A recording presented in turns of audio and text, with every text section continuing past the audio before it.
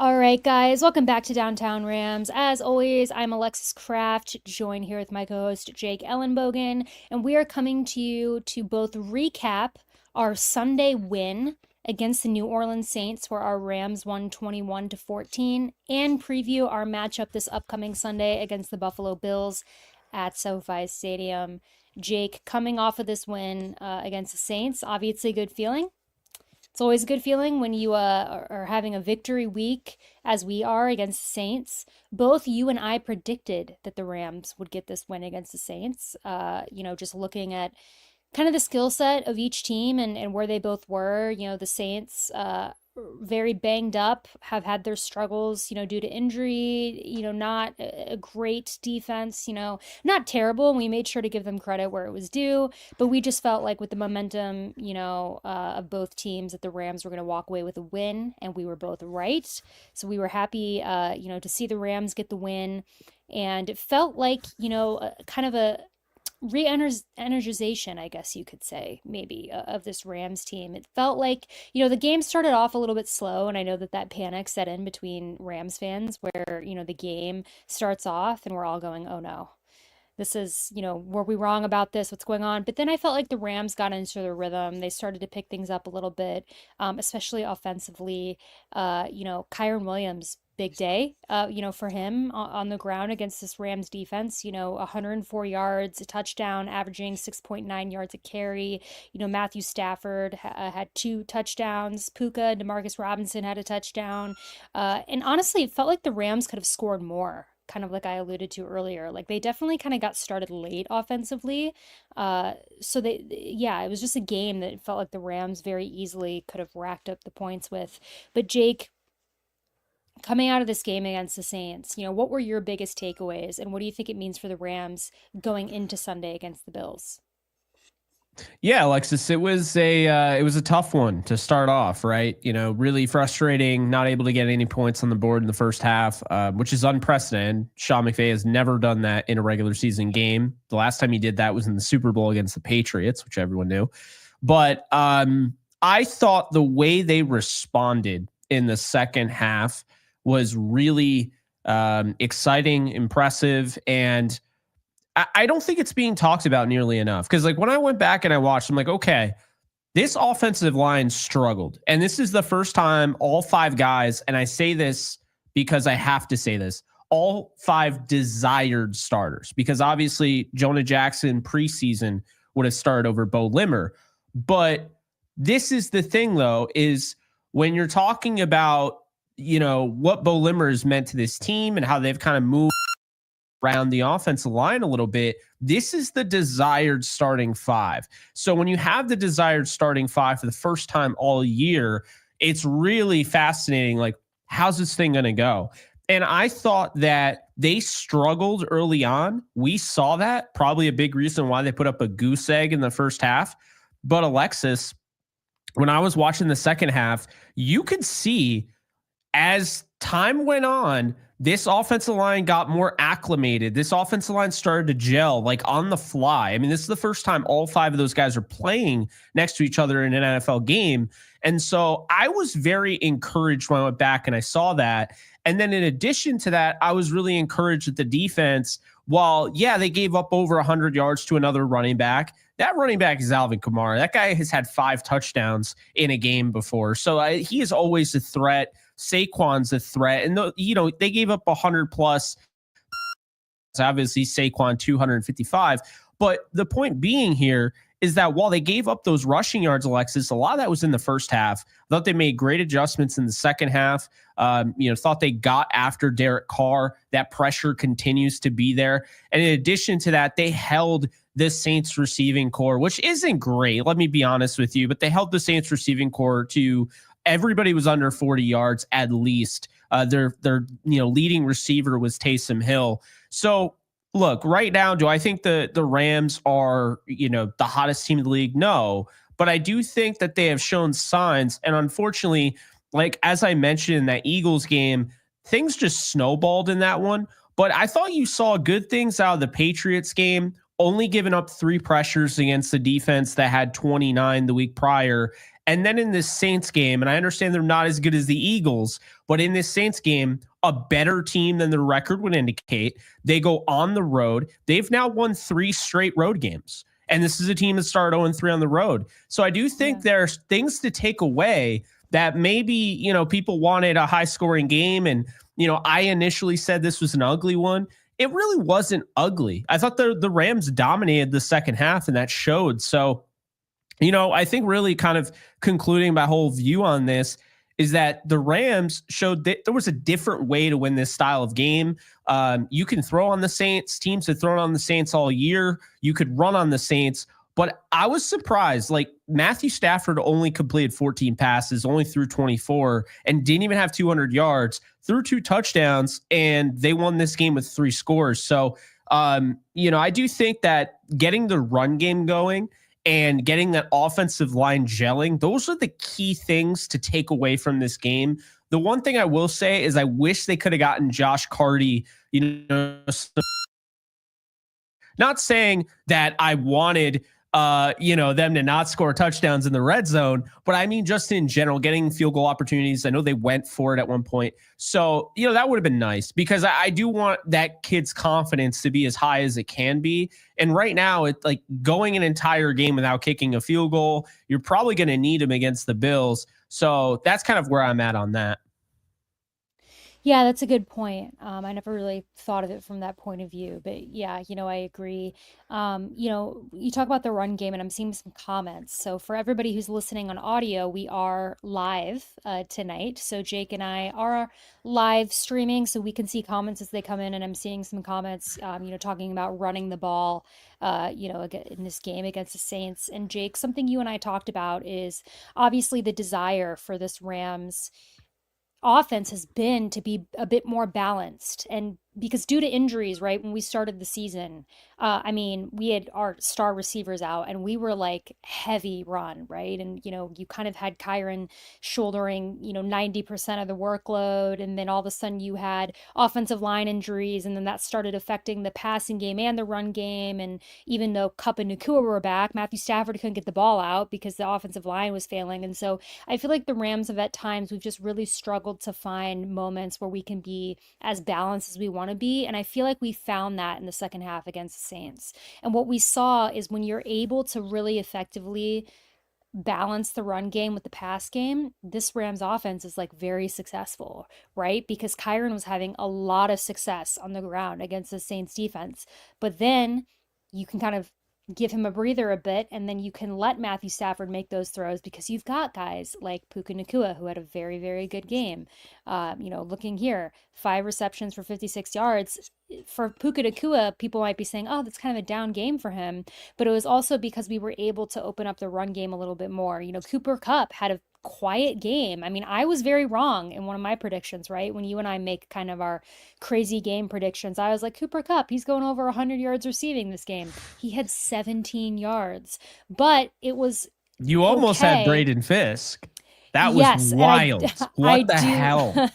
How? I do want to bring that up because I had a lot of people messaging me about this. So, our last episode, when we did our bold predictions, I was like, we're going to see a defensive lineman interception. I don't remember if I said interception or pick six. I think I said interception. I thought you said defensive lineman interception. Yeah. And so I, of course, then when we thought Braden Fisk had that one, I was going, no way. Everybody was messaging me on Twitter, X, whatever you call it. Being like, oh my God, you called it. I was freaking out. Of course it came back. I thought, I was finally going to get one of those really crazy bold predictions with, that Braden Fisk would be interception, and I didn't. I wasn't that lucky. And I guess neither was Fisk. Rewatching the play, I think they made the right call. But yeah, I almost had that one, but I was very wrong about the Cooper Kupp yardage. Obviously, I thought he was going to go over 100. He got 17. But it's not a bad position to be in when you have so many playmakers on offense and you're having success in multiple different ways. That you get the job done. You get it done in the way that you do. Some people have a lot of yards one week and hardly at all the next. So yeah, I just thought we saw a more balanced offense out of the Rams. And I was, I felt like McVay did a better job this week of balancing the run in the pass game, which I think at times we've struggled with on offense. Yeah, I think that's definitely fair. I would wrap up this game by saying I want to give credit to the linebackers. I think Christian Roseboom is playing the best football of his career. I don't think it's a shock considering the fact that he's playing alongside Omar Speights. I think it's kind of unlocked him in a way. I feel like he's playing more freely. I mean, we're seeing, his maturation in pass coverage as well. Roseboom struggled in pass coverage, but I thought he had some really impressive reps. And so then you look at Omar Speights and talk about a guy that's just growing on the fly, right? So some really good things to take away from this game for sure. But before we get into the next game, just want to let you guys know that, of course, the sponsor of this live stream is Prize Picks. You can use my code JKBogan and get $50 instantly when you sign up. And you don't even have to win. Just a $5 lineup, $50 instantly, 2 to 6 players. You either have more or less. You pick them all across the board, and you'll have $50 added to your account regardless of the outcome. So be sure to check that out today. JK Bogan is the code. Be sure to head on over to Prize Picks and get in on the action with the Rams-Bills game. You got the NBA, you got the NHL, a lot of stuff to pick over on Prize Picks. But Alexis, before we get into, this game, I wanted to touch on a player that the Rams picked up. Wanted to get your thoughts. We didn't really talk too much about this, texting and what have you. Like, it was a busy week. I know you've been going through hell and back. It's why we're recording here on Friday. But, just talking about, and I have to be careful here because I love this player, but for whatever reason, Emmanuel Forbes, my dumb brain, knowing the NBA and all that, wants to keep calling him, I don't know if you remember the player, Emmanuel Mudiay. Every single time, I'm like, I have to stop myself from saying Emmanuel Mudiay. And I'm a huge fan of Forbes, and I've been talking about him, but for whatever reason, all of a sudden, it's like, remember Logan Bruss? I kept calling him Dylan Bruss on the show. It's that. It's literally that all over again. Yeah. So what were your thoughts on that? Because I think everybody here, on this channel knows how I feel. This was my guy that I really wanted in the draft 2 years ago. And to get somebody like that, that's wild. I think it's absolutely wild because I don't care what anyone says. If you can get, a first round, a mid first round cornerback who has that athleticism, who has that skill set, who has those ball skills in general, and you can get him 2 years after he's drafted, that's 2 years of control. And then if he works out, Alexis, you get a 5th-year option. So yeah, what were your thoughts on that? I like it. I liked him coming out of college as well. And I felt like, I'm not going to pretend like I watched every game of his, rookie season, right? But, Yeah. my understanding of the situation, it's just like I think he had, a couple really bad games. I do remember watching the game, I think it was against the Bears, where the Commanders played the Bears. He had a lot of blown coverages. He struggled a bit, but was such a young player. I just found it very confusing that the Commanders I felt like jump shipped on him so early.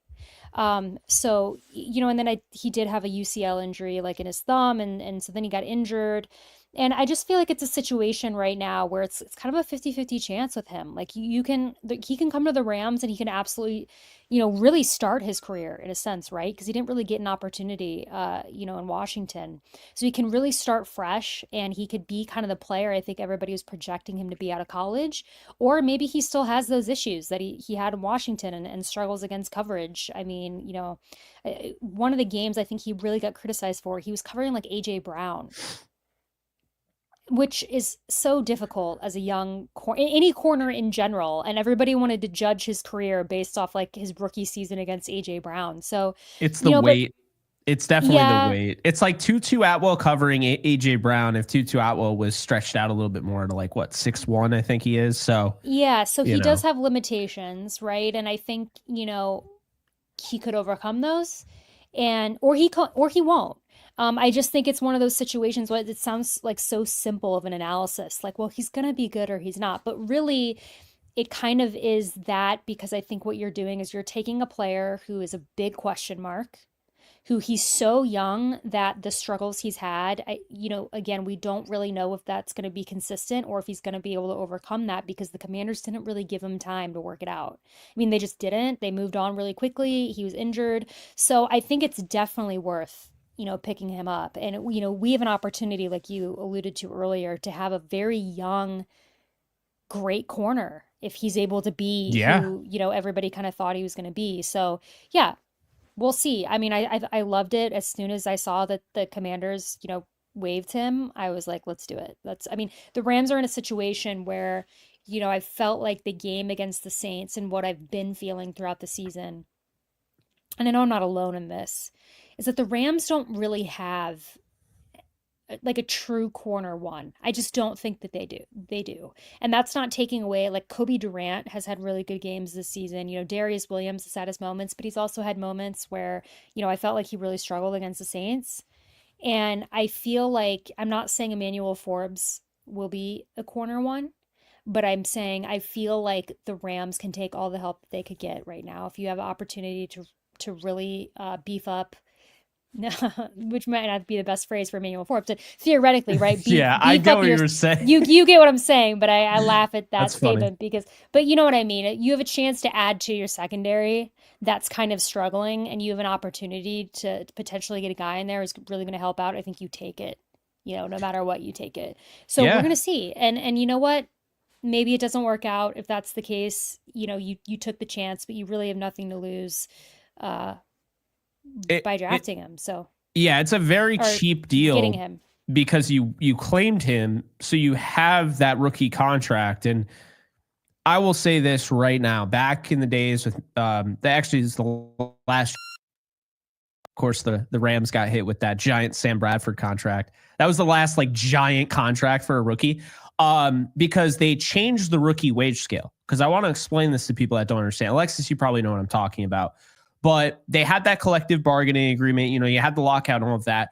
When they had that, they changed the rookie wage scale so you weren't paying franchise quarterback money to the number one overall pick and trickling down where you're paying a lot of money to these first rounders. And it makes a lot of sense because, Alexis, the draft is so important because it allows you to be cost effective in finding, talent for 4 years, 5 years with that fifth year option.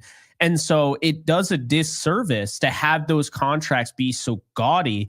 And so when you look at Emmanuel Forbes, a guy that's picked in the middle of the draft 2 years ago, that rookie wage scale makes it so now 2.1 million. I mean, that's going to be his cap hit. So pretty good stuff there, I would say. And I mean, I have no issue with it. Plus, I think that when you look at the cornerback room, I'm very high on Akello, but he doesn't play. So I have to assume that they're probably not bringing him back after the year. And then Kobe Durant is in a contract year next year. So you'll have to decide whether you're going to pay him or not. And then you have Darion Kendrick, and you have Trey Tomlinson, and you have Josh Wallace. But that's it, really. I don't think Darius Williams is going to be back. I think they're going to let him go. It was pretty much a 1-year deal. If they want to keep the 3-year deal going on, okay. But I think really what it comes down to when you look at Darius Williams, that contract, only really the first year was guaranteed. The next 2 years have very limited guaranteed money. And so that's really kind of interesting there, the way they structured that, because it gives them an easy way out. And this is why somebody like Forbes, who has a lot of upside.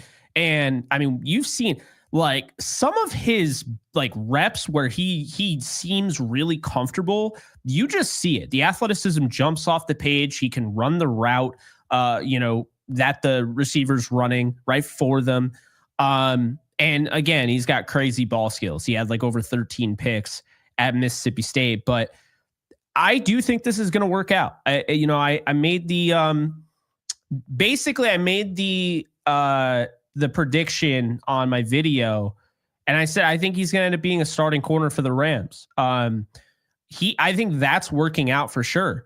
But if he ends up being what he was drafted to be, then the Rams could have an absolute stud, and you got him for nothing. And it shouldn't come as a shock. They did this before with Baker Mayfield. They did this before with Darius Williams. When he was a rookie that year, and the Ravens tried to sneak him on the practice squad, and the Rams said nope. They find, and this is the thing about roster building, you have to find, talent in different ways. And it's there's not a one size fits all way to build an NFL roster or any sports roster. So that's kind of, that's what I would say about that. But I'm really excited for Forbes. I know he's not going to play this week, and we'll get to that, of course, with the next game. But yeah, I'm really excited for Forbes. So Jake, I have to ask you because they're talking about it in the chat. Yeah. So when you're speaking every so often, there's a beep and it's like you're being censored coming from your mic, and then your sound really? cuts. So everybody's joking that you're being censored and that because there's a beep noise that we're all hearing, and I don't know what it is. So I said in the chat, I was like, I don't know what it is. Somebody said they think that you might need to charge. I have no idea. Okay, so we don't know. But he's not. I do not have a speaker. So, chat, I asked. But yeah, okay. It's not like a huge deal, but everybody was bringing up there's like a beeping noise, and it's just funny. It does sound like you're censoring yourself or something. Yeah, sometimes you just got to censor yourself, right? I guess somebody said headset. Maybe. I mean, that's certainly possible. Well, but there's no way you would be hearing that, right? Like that wouldn't go through. That's what's weird is that we're hearing it. I feel like, I don't know. Because I clicked that out, right? Now you can hear me. Mm-hmm. So I don't know. Is it clipping? I mean, I don't.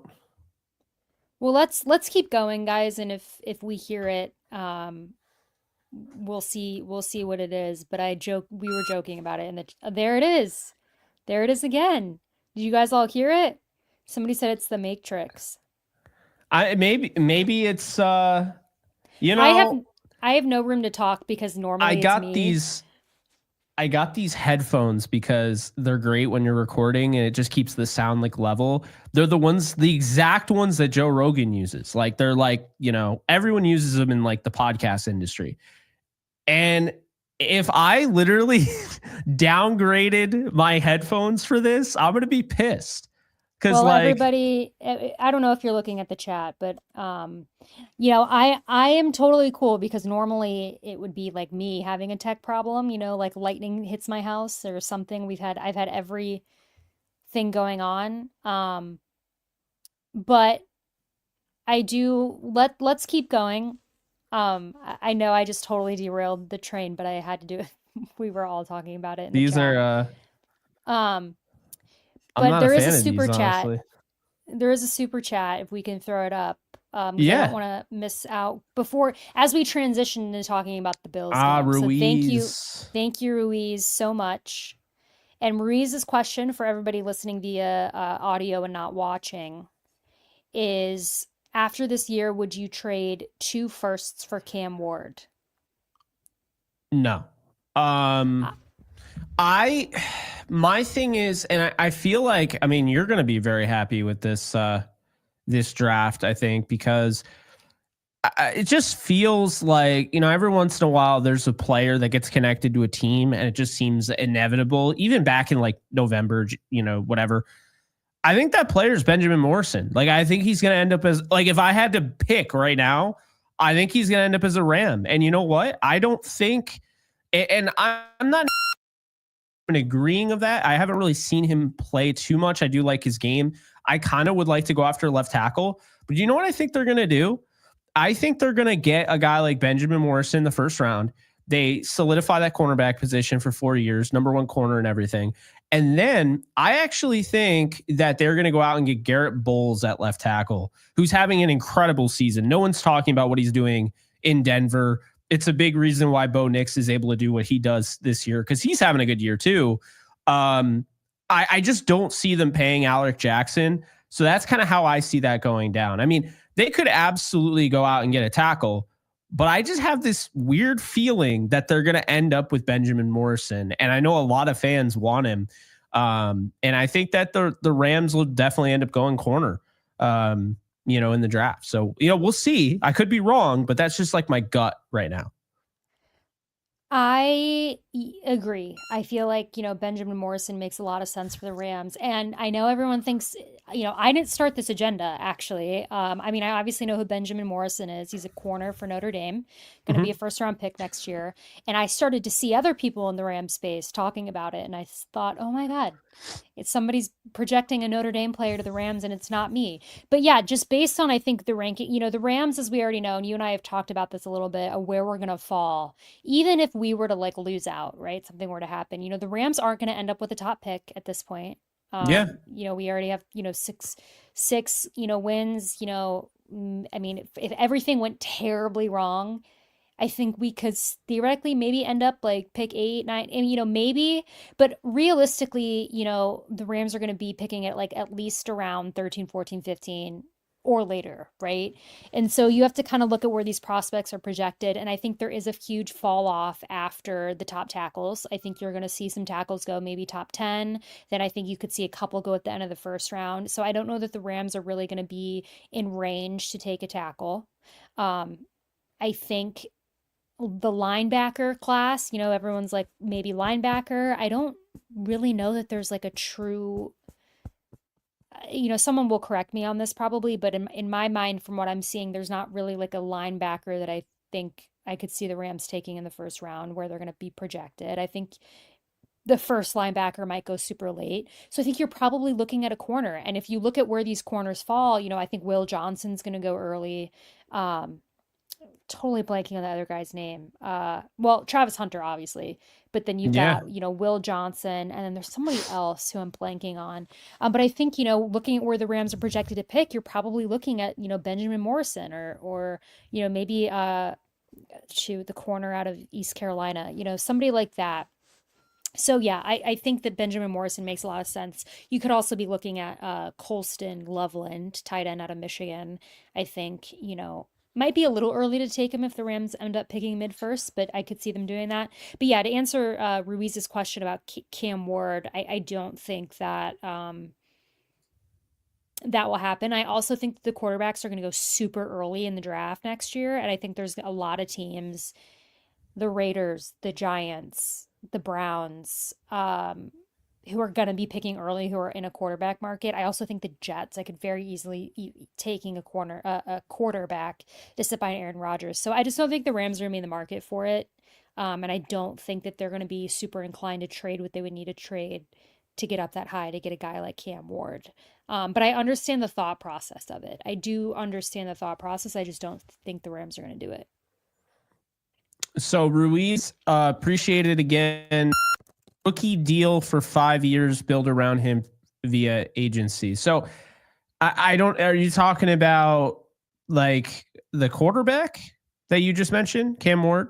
Because by the way, I loved Cameron Ward at Washington State. Wanted him to come out, was it last year or 2 years ago?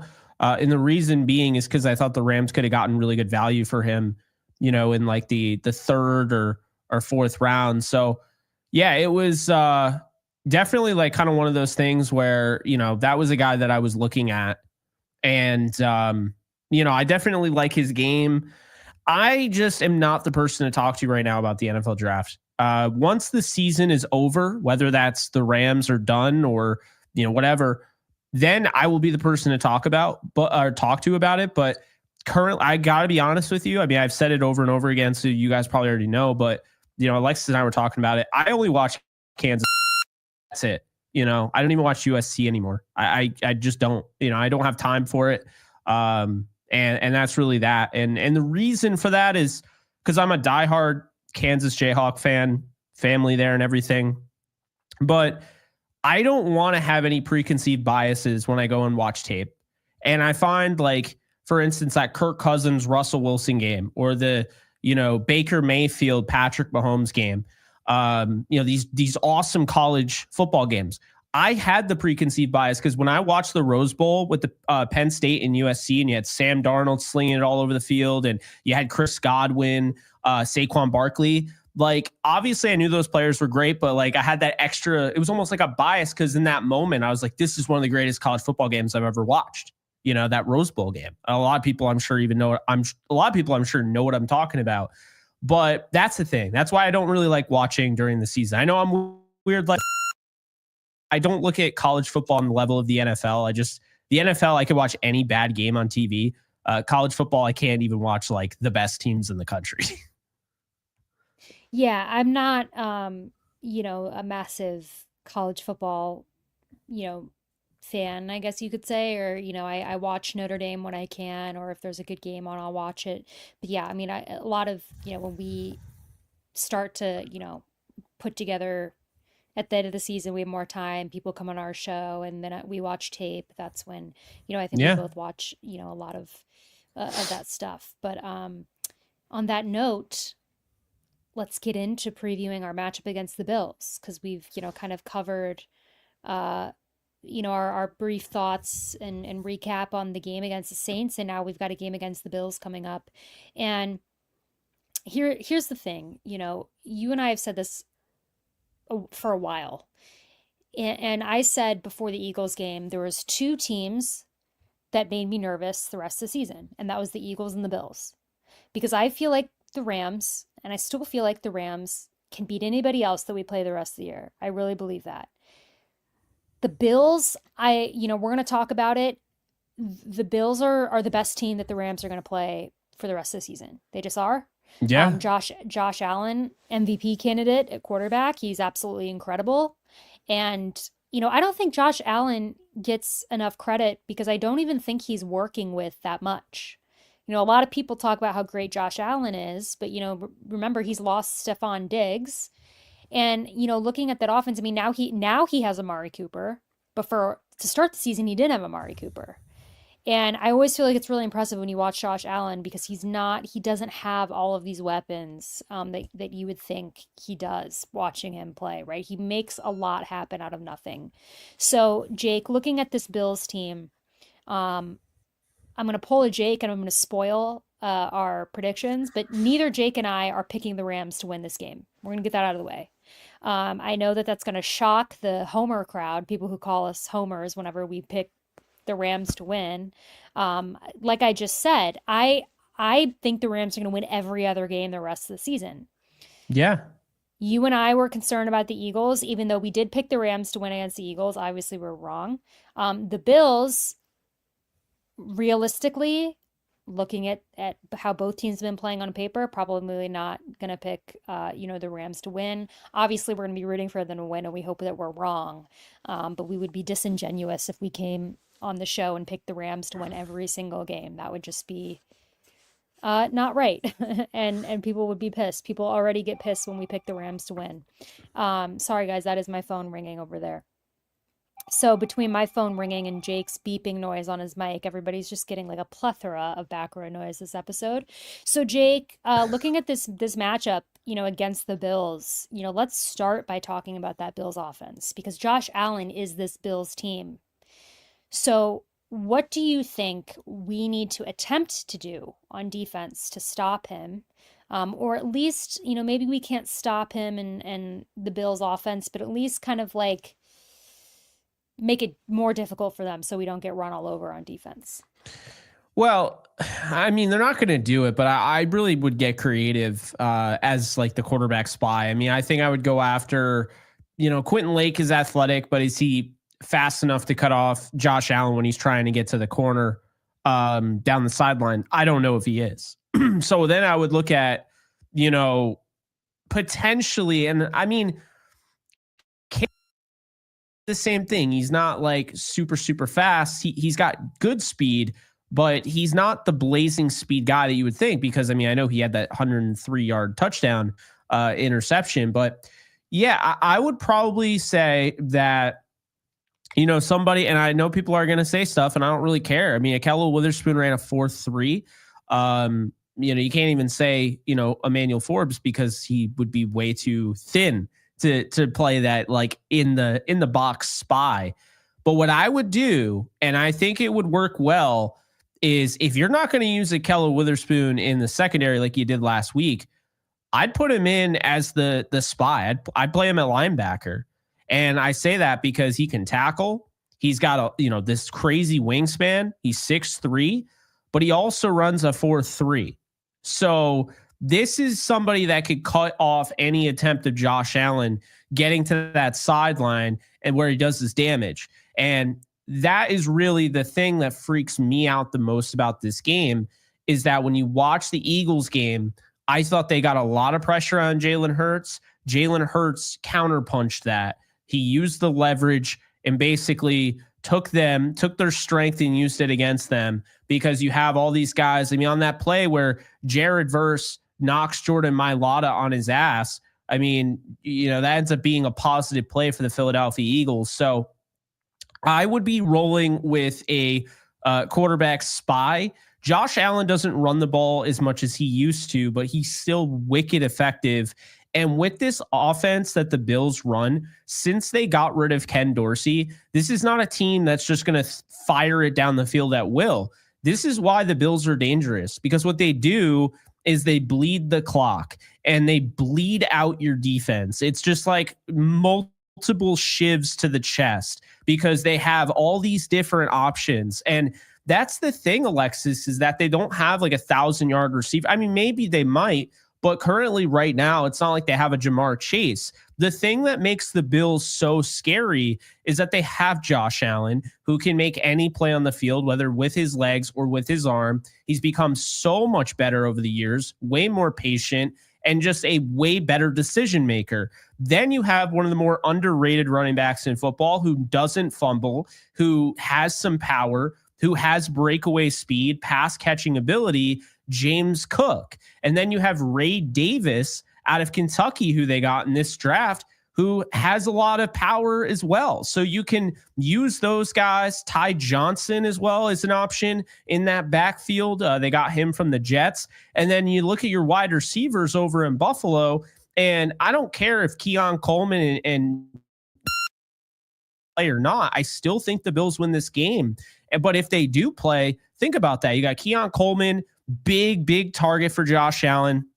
You got Dalton Kincaid, who's really their best receiving threat. He's been banged up. He's been limited in practice this week, just like Keon Coleman. Then you have Amari Cooper, who's going into his 5th game, with this team. So you have to think Amari Cooper, who was having some success last year when the Rams played the Browns, with Joe Flacco. He goes down with the injury, leaves, and the game changes on a dime. The Rams start rolling, right? But at that time, Amari Cooper was giving him something. So Cooper can play. But the thing about Cooper is that he does everything. He's a great route runner. He, obviously creates a lot of separation, great natural hands receiver, but also he blocks. He sticks his face in the fan. He blocks. In addition to that, you got Khalil Shakir. Shakir is...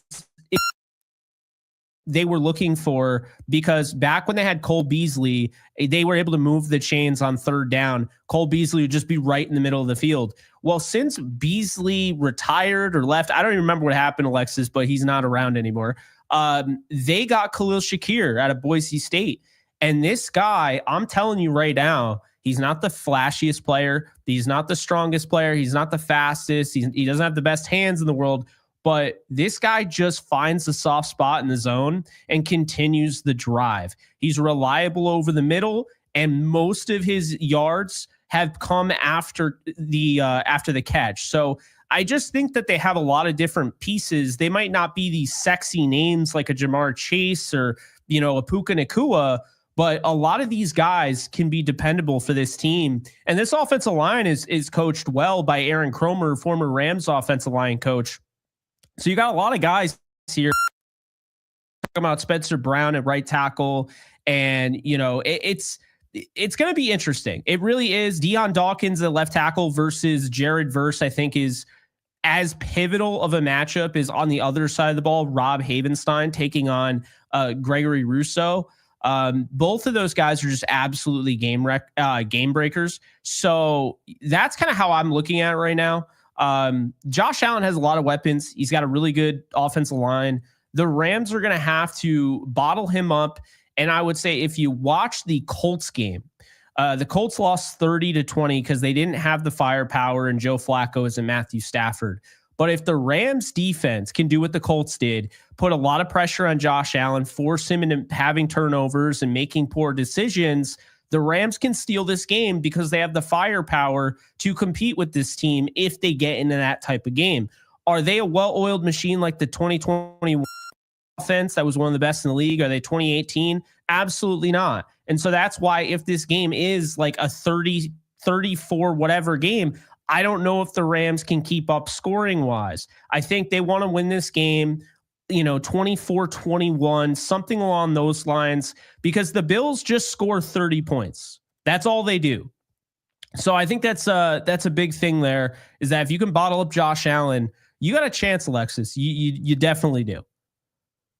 I agree. I think the key to stopping, this Buffalo Bills offense is stopping Josh Allen. He is the offense, like we said earlier. Not that they don't have guys who are talented, right? Amari Cooper, James Cook, but I think you alluded to earlier, Keon Coleman and Dalton Kincaid are questionable as of right now, and this is Friday. So there's a very good chance that Keon Coleman and Dalton Kincaid aren't playing, which would be huge losses, for this Bills offense. And we definitely want to see, our defense, regardless of who is playing, step up to the plate, and they're going to have to show up and do something against Josh Allen, because, if he has free reign to do what Josh Allen does, it's going to be a problem, kind of like you alluded to. But Jake, we do have some super chats, so I want to get to these and make sure we don't Yeah. miss them. First one from Matthew. Thank you Thank you, very Matthew. much, Matthew. And Matthew said, for everybody listening, he said, I don't think we win this game either. Is it possible? Yes. Likely no. Josh Allen is the reason I think this. I think even AD said he is really hard to bring down. He is. So he is. I mean, he's very slippery, and he's also a big guy. He can hit. It's hard, for some guys to kind of like get that grip on him and bring him down. So yeah. You know what Josh Josh Allen Allen. is? You'll Hmm. probably know this reference because I've made anime reference show. Pokemon fans out there, because I know there's plenty of them. Josh Allen is Mewtwo. Like, the Pokemon Mewtwo, Alexis, it was literally created in a lab. Josh Allen was created in a damn lab. It's one of those things where I think over time, we're just like, yeah, that's the modern day quarterback. But when he came out in the draft, we weren't ready. And I think a lot of it is, how did people miss on this guy? He's gotten a lot better since when he was picked. I was at the Senior Bowl. He did not look that great. Like in the Senior Bowl practices, he was sailing everything over everyone's head. He had the arm, but he never really had the accuracy. And his completion percentage, while at Wyoming, wasn't very good. And I think people went back and they watched the games in which he went up against top, competition, and he wasn't good in those games. So this is a reminder where you change your fortunes. You can be better in the NFL than you were in college. So Josh Allen has become a freak of nature at the next level. And I'm like mad I totally missed the boat on because I was not high on Josh Allen at all coming out. I just did not. He had bust written all over him, in my opinion, and I was wrong. I liked him, but I wasn't like high on him. I just, I think, but I think a lot of people, like you said, I mean, he didn't have the best tape out there, and then he didn't. So I don't think you can judge anybody too harshly for missing on Josh Allen. Next super chat from everybody listening, from Man of Paradox. Thank you so much. Thank First you, Man off, of thank you Paradox. very much. They said, I'm all in for McVay's living in the moment approach, and we need a performance similar to the game against the Vikings, and we will beat the Bills. You have my word on this. See you on chat after game. Hey, I hope that you are right. I'm rocking with you because I hope that you're right, and I hope that Jake and I are wrong. Um, and anything can happen too. I mean, it's the NFL. So, when we make these predictions, we make it as logically as we can, but like we've seen crazier things happen, obviously, in the NFL. Yeah, I We think it's don't really again, pick them to lose many games, though. we don't, and we So, we get yelled at because of it. So, yeah. we have very few games that you and I say, you know what, we think the Rams probably most likely aren't going to end up with the W this time. Um, just because, it's not, yeah, it's just, there's no team that I would ever pick to win every single game in an NFL season. I don't think I've ever done that. Said this team won't lose a game. So, Yeah. you know, Jake, I'll start because everyone's talking about the beeping. So I'll try to talk here. Give everybody. Hear that at all. Um, I have no idea what that is, so I I'm apologize. very curious if it's going to show up on. I mean, I think it will show up on the playback because if everybody in the chat is hearing If it. they hear it, yeah, that's Um, annoying. Is so yeah, it is what it is. So I'm going to shut Jake up everybody for a few minutes, and I'm going to talk about a little bit about what I think this offense needs to do against Buffalo, because our offense has had kind of an uncharacteristically up and down season. I think as we've all talked about before, when this offense is healthy on paper, this should be a really, really good offense. But we obviously had injury problems. I think that definitely messed with a lot, with this offense, losing Cooper Kupp and Puka Nacua, to start the season, having our offensive line injured. I mean, like Jake and I talked about earlier in the episode, really the run game was the only thing we had for the first, half of the season. You basically looked at Kyron Williams and said, all right, run the ball. At one point, he was leading the team in touchdowns drastically, which was not normal. That was just because of all the injuries we had. And then we got the offense back and they felt really, really stale. And then we're on the show talking about like, this offense is lacking creativity and the play calling is bad and what's going on. And I feel like we finally saw in the second half against the Saints a very balanced approach that I think we need to bring back against the Bills. The Bills have some guys, that I like. Obviously, Ed Oliver, defensive tackle in the middle. As Jake knows, he's on my dynasty team. Jake and I are in a dynasty league. I do have Ed Oliver as a defensive tackle on my team. You got Gregory Rousseau in the end, like him. AJ Epinesa. I think, Jake, you and I really liked him coming out of Iowa. I remember us having a lot of conversations about him. Also on the defensive end, so, solid defensive front. They've got like Terrell Bernard, middle linebacker, Christian Benford, corner for the Bill, having a good season. He was another pickup I actually made in our dynasty league. Was able to grab him this season to fill in. We've got Taylor Rapp, Rams fans. You're all familiar with him. Free safety for the Buffalo Bills. He used to be a Ram. DeMar Hamlin, strong safety. You got Taron Johnson, kind of playing corner for them. So Jake, on paper, this is not that bad of a defense. I'd say they, a lot of guys I like on there. I think they're pretty hit or miss in how they perform. I certainly think, again, I'm using the phrase on paper. Looking at this offense, I feel this offense is more talented than the Bills defense. I think if we're playing healthy and we're playing how we played, I think in the second half, against the Saints, and the play calling is up to par, I think the Rams can potentially have a lot of success against this defense. And I would like to see the run game heavily involved. I think whenever we talk about Sean McVay, we talk about him getting pass happy, and that certainly has happened. I think a lot since Kupp and Nacua have come back, we've seen moments of this. But I think if he sticks with that balanced offense approach, the Rams can have success, against this Bills defense without too much trouble. Super chat on the screen right now from Hank Woodmore. Thank you very much for the super chat. He said Stafford can't underwhelm. Simple as that. I agree. This is going to have to be a game because of what I think Buffalo's going to do on offense. I think our offense is going to have to replicate that. And I think we're going to have to be very accurate, little room for error. I think Stafford's going to have a big game. All right, Jake, I'm going to hand it over to you, beeps and all. We're going to let Jake speak. We're going to take him out of this prison that we've put him in to give ourselves a break from the beeping noise. But Jake, looking at this Rams offense, what do you think they need to do to be successful against Buffalo? They need to score early on and often. I think both of these teams are similar in that in the second half, they really make some great adjustments. Both teams, you're right. The Rams last week, they made the adjustments against the Saints. They scored 21. They hold them to 14, all of that. Well, I've watched the Bills quite a bit, and they do the same.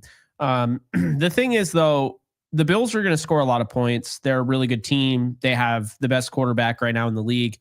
But I just think that if the Rams are going to win this game, there can't be any of those. You're driving well on the first drive of the game, and then you stall out, right? Like right before the red zone, or you miss a field goal, or you go for it on miss it. I feel like you got to treat this one like you're on the road. And that's how I would do it. When you're playing against a really good team, I don't care if you're at home. You should be treating it like you're on the road. Don't call plays like you're Dan Campbell. Don't make decisions at 4th and 1, right? Idiotically going for it instead of kicking the field goal. Like, don't do that, right? When you're playing a really good team, take the points. This is not a Rams team that scores a lot of points. So, I hate to say it, but if they stall out at the 30-yard line and it's, say, 4th and 3, kick the field goal. Like, that 3 points can turn into 10 with the touchdown. But that, those will come back on you. Like, if you don't take those, and that's the thing, we saw that with the Saints. We saw that with other teams that they've played. Like, that's the reality, right? You gotta be, that team. So it's been a little frustrating because obviously I like going for it, if it makes sense.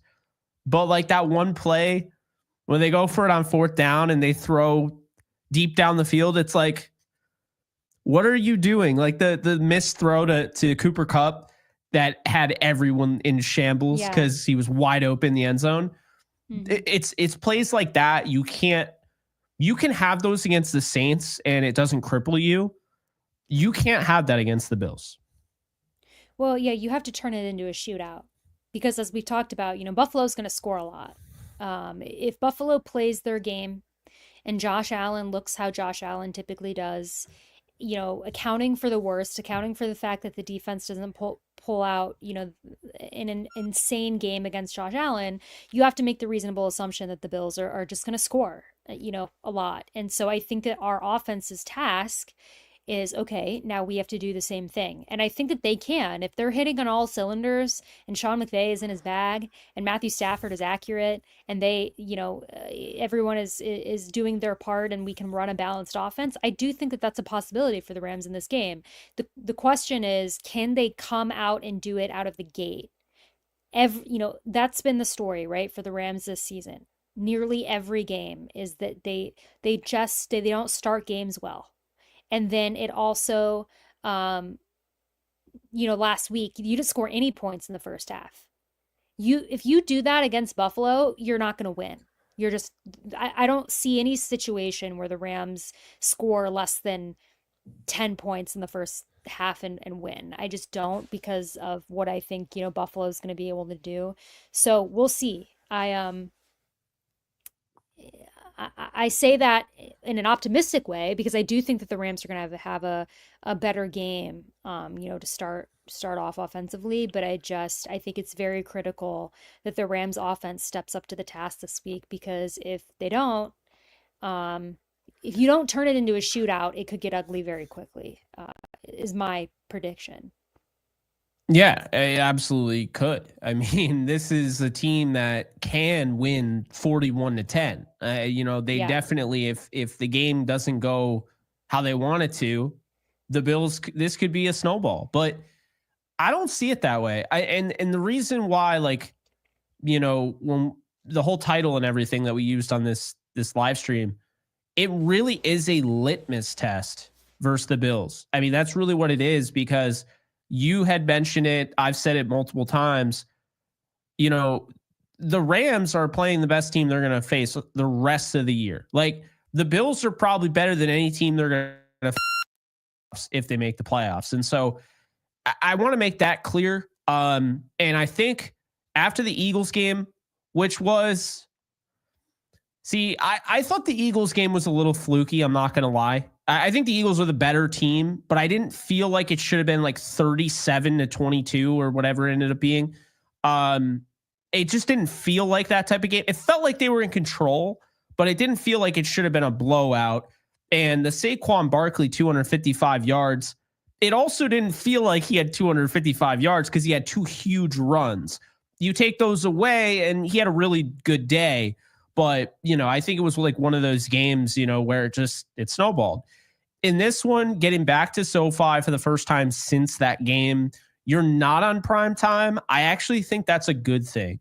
When the Rams are in prime time and it's on a Thursday, they kick ass against the Vikings. Vikings don't have too many losses. They only have two.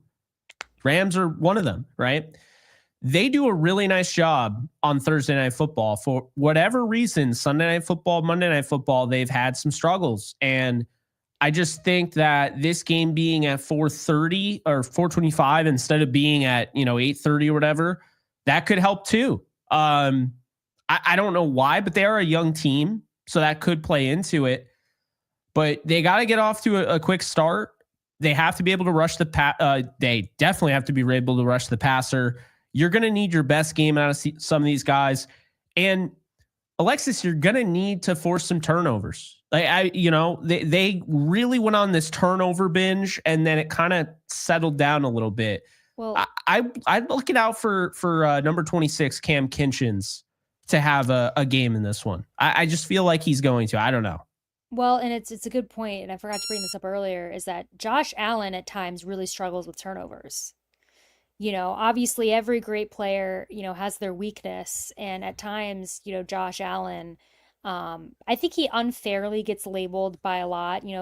People when they try to find one of the very few things you can criticize Josh Allen for at times is, turnover machine or, whatever. And maybe it's true, maybe it's not, I don't know. But I think that the Rams are really going to have to, as we've said, if you want to put the pressure on Josh Allen, I think you have to, try and maybe force some turnovers, really be in his face, have a really effective pass rush. And listen, we keep having, good games, right? From Byron Young and Jared Verse and Kobe Turner, Braden Fisk. I mean, defensive rookie of the month, Braden Fisk, by the way, if you guys didn't see that.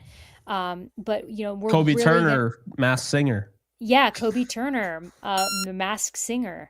That beep scared the hell out of me. I don't know if you guys just heard that I didn't one. hear any beep. I've tried. I don't know. Jake doesn't hear it. This sucks, man. Like we're putting in like an hour worth of content, and this is gonna be almost unlistenable. I feel bad for the audio only people. They're gonna get absolutely bashed over the head with like a sledgehammer. I I don't know. I feel like it is always like right when you stop. Well, I don't know. Some people are saying it's after he talks, but it's also when you talk because everyone's joking that it's like you'll say something and one word gets taken out and it's like you're saying a curse word because it sounds because like you'll be talking and then you'll say a word, whatever it is, and it beeps and it's like it sounds like you're being censored, like a bleep, like a curse word, Is the even though YouTube you're not. TVA after me? I mean, what the hell? Oh, I wonder. I don't know what it is, but you know what? We're having a Downtown Rams having a technical issue and it's not me. I mean, what timeline are we in? Well, no, we've always had technical issues. I had echo cancellation on. I'd never put that on, so I don't know if that helped. Well, we'll see. We'll see if it helps. I'm monitoring the chat. Well, I also can hear, but everyone in the chat also feel free to chime in. I don't know how you can hear it, but I have. Like that's what I'm not understanding. I have my headphones plugged into my interface. Like I should be able to hear the monitor. Like this is monitoring when I'm hearing not just you, but I'm monitoring. I can hear myself, and I don't hear any beeps. It sounds crystal clear. So I'm like, bruh.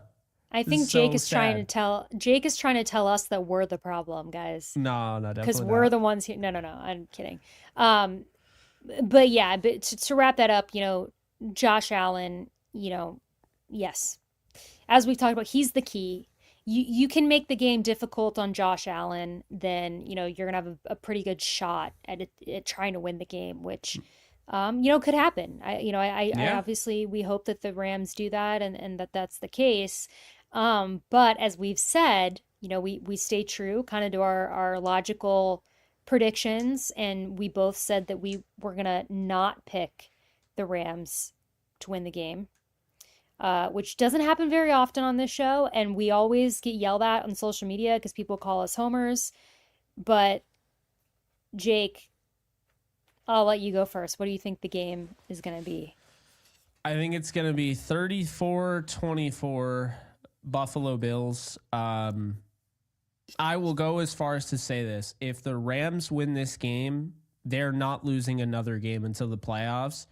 And honestly, if the Rams beat the Bills, I think they're going to knock that playoffs. That's my bold take. If the Rams come out this weekend and they look like a playoff team and they beat the Buffalo Bills and it's a good game, I'm telling you right now, I'll say this. And Mike Florio has said this, and he hates the Rams. Like, everybody always jokes about that. Mike Florio said the one team the Lions do not want to see in the NFC is the Rams. Let's not forget, 24-23, hostile territory last year, bad call, whatever, but it's 24-23 on the road in the wild card. Then the next game that matters is week 1 against the Lions. Very similar roster, but younger because you lose Aaron Donald, you bring in some other guys, and the whole offensive line is banged up. So Matthew Stafford is playing with A.J. Arcuri at left tackle, and they literally go from losing 17-3 to taking the lead on the road to open up the season in prime time. And they lose because, well, let's be honest here, the overtime rules suck. And the first game of the season, everybody's gassed. So if the Rams won the coin toss in overtime, I'm not going to say they 100% win, but I think they probably would have. I think they just would have run it with Kyron Williams. Lions defense would have been exhausted, and you would have had it like that. So I'm just saying, I don't care how many wins you have. We all watched it. The New England Patriots, we're perfect, 16-0. And I watched this Giants team that was a wild card team knock them out. And we watched them beat the Giants beat them twice in the Super Bowl. Like, things can happen. And I'm telling you right now, this Rams team matches up well with this Lions team, which is also decimated. So the Rams are losing this game. But if they do beat the Bills, they're for real. They're doing what they did last year, and they're going to be more dangerous than they were last year because they have a way better pass rush than they did last year. Case closed. Well, you and I have the same prediction score-wise. I did take the Bills 34-24, but as you and I have talked about. Wait, we have the same exact prediction? Yeah, is that the first time that's happened this season? I don't think it is. I think so. No, I think it is. Maybe. We usually do, I feel like a couple times a season. So if this is the first one, I'll be surprised. But you know what?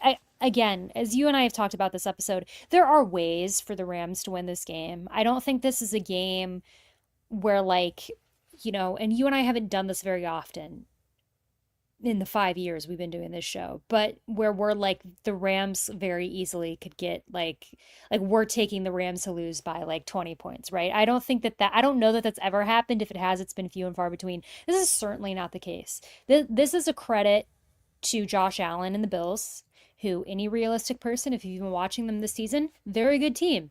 And we're not taking anything away. As I've said several times, halfway through the season, the 2 games I was very concerned by were the Eagles and the Bills. We're on the last one. This is the best team that the Rams are going to play the rest of the season. I hope we're wrong. It would be disingenuous for us to come out and say something that we weren't feeling. Jake, it looks like you were seeing some things in the chat. Yeah, I laugh. I don't know.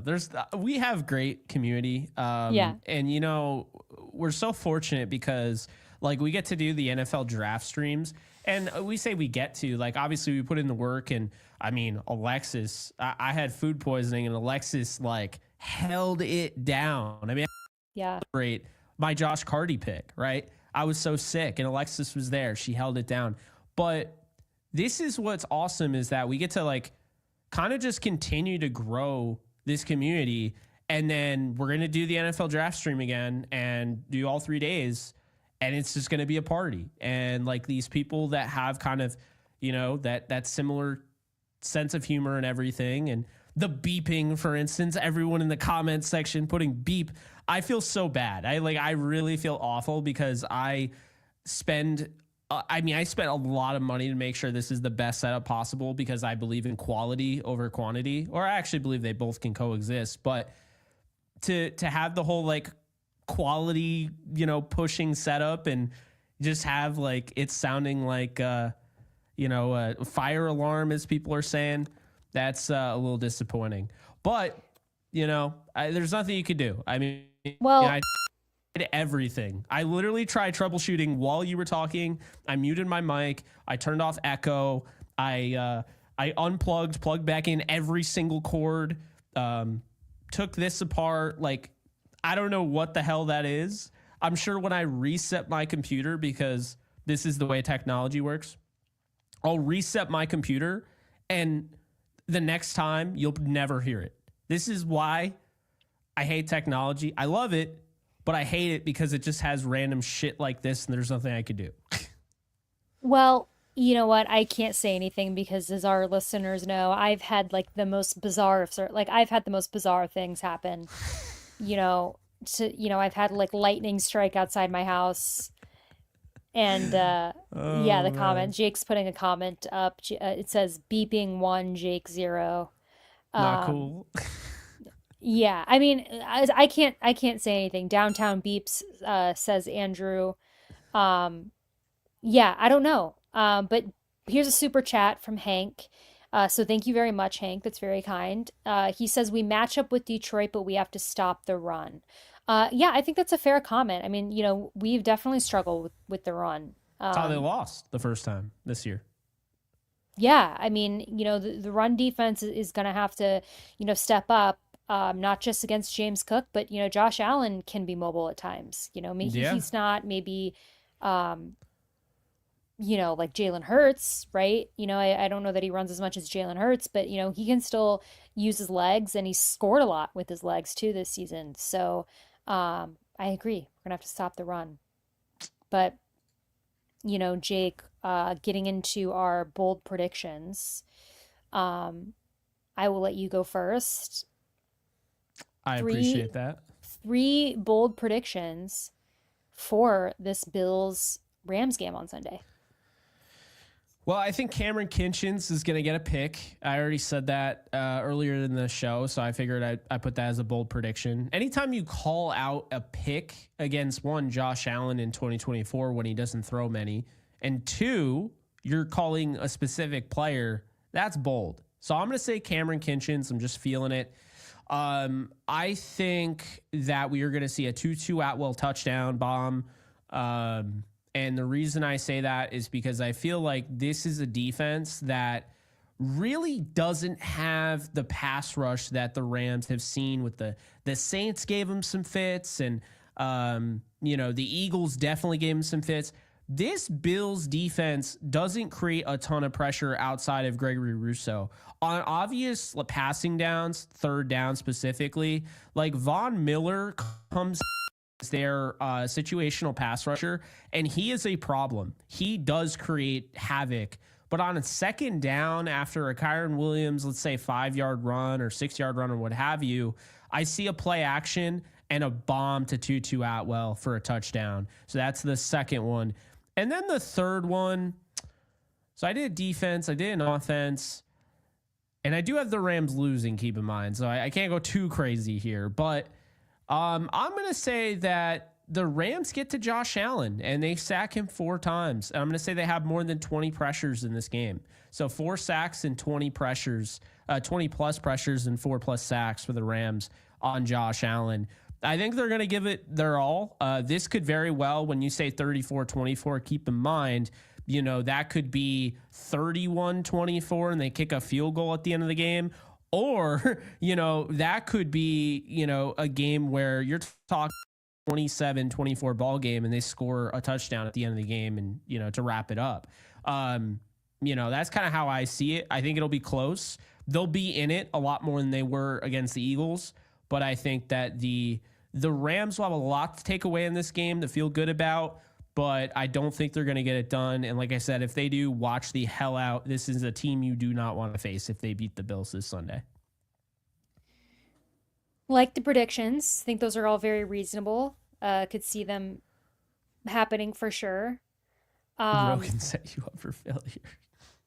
we're talking about the headphones and just how they're obviously because I said that they might actually not be the headphones. I thought maybe it could be a connection thing because I feel like you also kind of glitch a little bit after the beeps happen.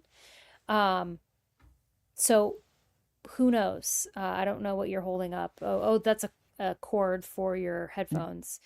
Um, Yeah, so I was wondering if it sounded any different when I do this. Can you hear anything or no? n not Yeah, I I don't think can't. it's that. I don't. No. Well, um, anyway, to the predictions, for everyone's like, I see a couple people have said take a shot every time you hear a beep, guys. We would be dead. That Um, bad? Oh, I'm never watching this ever. Never. um, it's okay. No, I just mean throughout the whole episode. I mean, it's I just say every few minutes, not like from right now, but Yeah. anyways, the predictions for this game. I think we're gonna see two Puka Nacua touchdowns. I really like how, obviously Puka Nacua is a great player. I love how the Rams use him. I think that, he could have a good game. I think this is like a situation for me that just feels like Cooper Kupp is going to get a lot of attention from this Bills defense. So I think Puka Nacua is going to have a big game.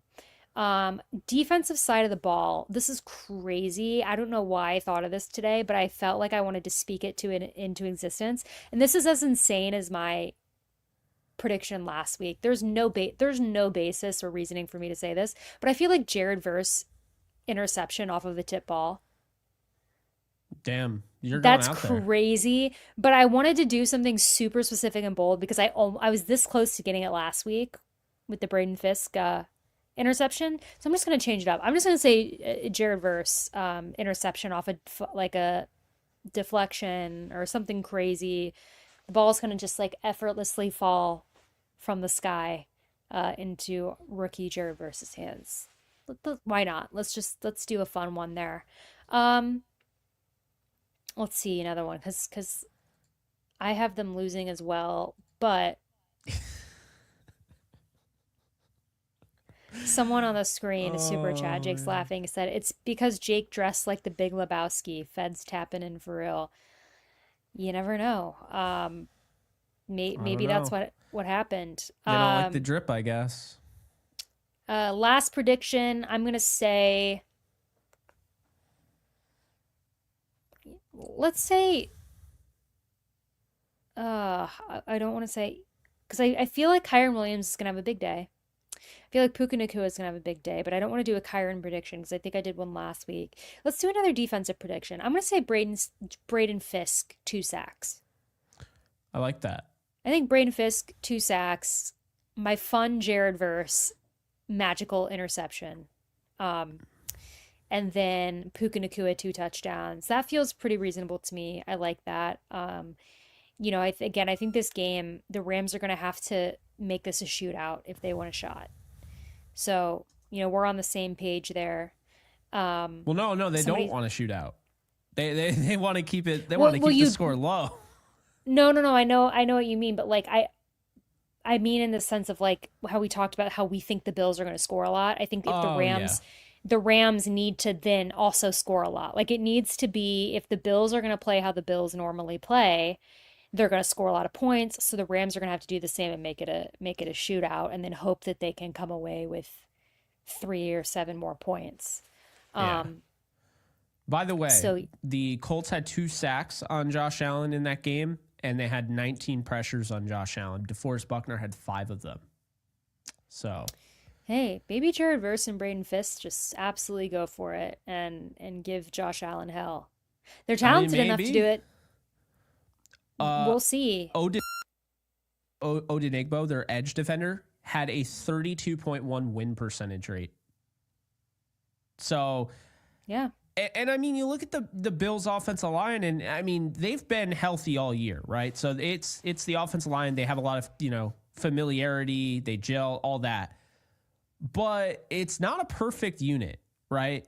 So that's one of those things like where when I look at this team, I'm like, they're not bad, but that's not the Lions. That's not the Eagles, right? Like that's not an offensive line that's impenetrable. So I do think that that's something to consider, Rams fans, if you're kind of like, man, what's our out here? Because it sounds pretty bleak.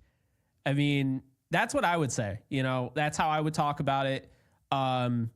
I just think like right now, I don't think, and I've said this throughout the week on other shows, it's not the most talented Bills team they've had, but this is the best Bills team. They find ways to win. And that's just the reality of the situation. But with Deion Dawkins and David Edwards, former Ram on that offensive line, Spencer Brown, Connor McGovern, and Osiris Torrance, I think Torrance is the weak link. I mean, they didn't really do anything. The offensive line only gave up 3 pressures against the Niners, and they were all on Osiris Torrance at right guard. So I don't know. I think that there's some opportunities there. Deion Dawkins versus Jared Verse is a huge matchup, and we're going to see how the trenches go. Like you mentioned with Braden Fisk, I mean, if they're getting pressure on the edge, they're getting interior pressure, Josh Allen is going to be he's going to be hurried, right? I'm not going to say he's going to be in trouble. He's Josh Allen. He'll find his way out of it. Yeah.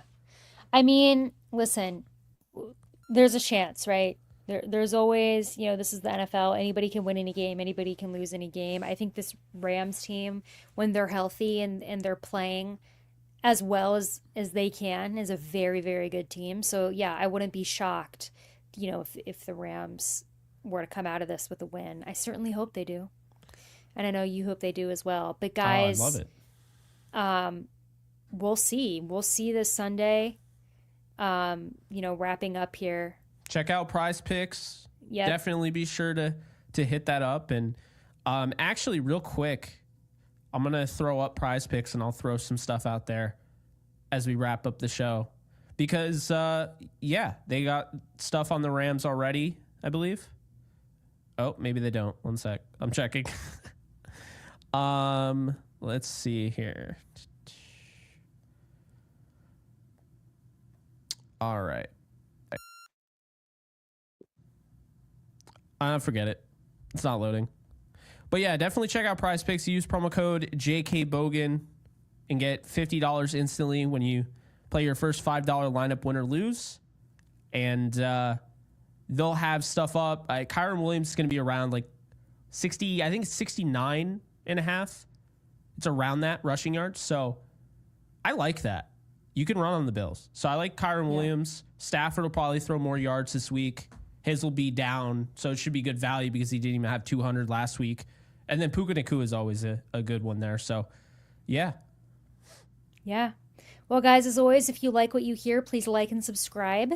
You can follow us on social media at Downtown Rams. You can follow me on Twitter at the Alexis Craft with a K. You can follow Jake at JK Bogan. And guys, we'll be back next week to recap this game against the Bills. But until then, guys, as always, stay safe, take care, and go Rams.